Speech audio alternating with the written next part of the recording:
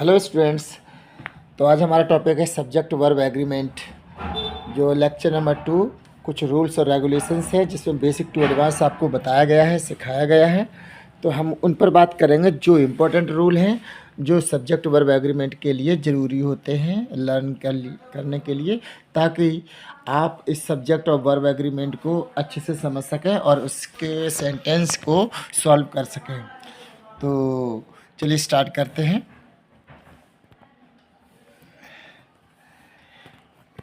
तो subject and verb must agree with number, यानी कि स्टार्टिंग में हमने आपको क्या बताया है, सिर्फ सिंगुलर सब्जेक्ट सिंगुलर वर्ब, यानी कि अगर एक वचन का सब्जेक्ट होगा, एक वचन का सब्जेक्ट होगा तो एक वचन की वर्ब आएगी।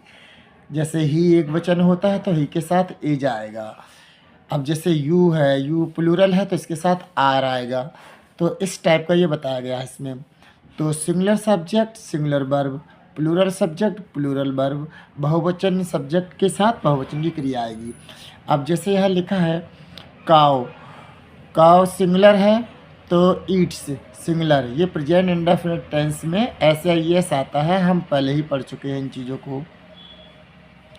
डक्स, डक्स ज़्यादा हैं तो प्लूरल हो गया, तो इसीलिए क्वैक, क्वैक माने जैसे वो चिल्लाती है, क्वैक क्वैक करके आगे बढ़ती हैं तो उनकी आवाज़ है।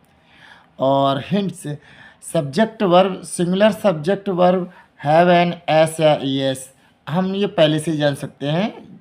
तो singular yes the verb has S, तो और सिंगुलर नो तो द एस हैज़ टू गो।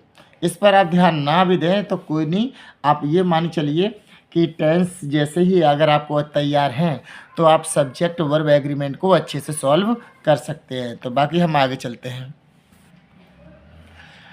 तो अभी यहाँ है,